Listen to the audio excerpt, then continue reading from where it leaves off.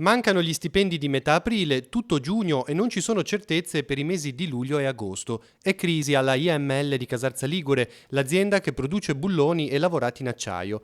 A spiegarlo i sindacati, da giorni in campo per sollecitare la politica ad intervenire, finora però senza risultati.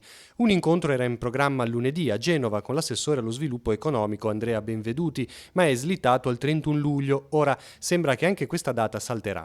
Non ricevendo risposte chiare, non vedendo prospettive, siamo costretti allo sciopero, spiega Omar Di Tullio della FIM-CISL del Tigullio. L'agitazione, promossa dall'RSU insieme a FIM-CISL e UILM, si terrà domattina 24 luglio a partire dalle 9. Sul tavolo la richiesta di un incontro con la direzione in merito alla problematica degli stipendi che preoccupa 65 lavoratori, ma il numero è più alto se si pensa all'indotto.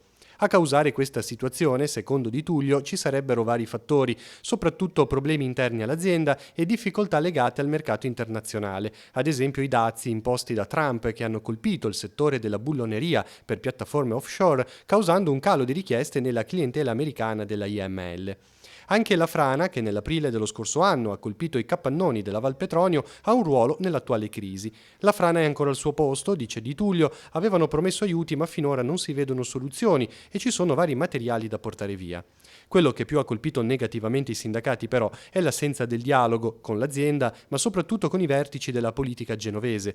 Lunedì mattina in regione l'assessore Benveduti non si è presentato, sottolinea il sindacalista della CISL, che al tempo stesso loda la vicinanza del comune di Casarza Ligure. Dopo il caso Astore, d'altra parte, l'attenzione nei confronti della IML è dovuta per non rischiare di perdere un'altra importante azienda della Val Petronio.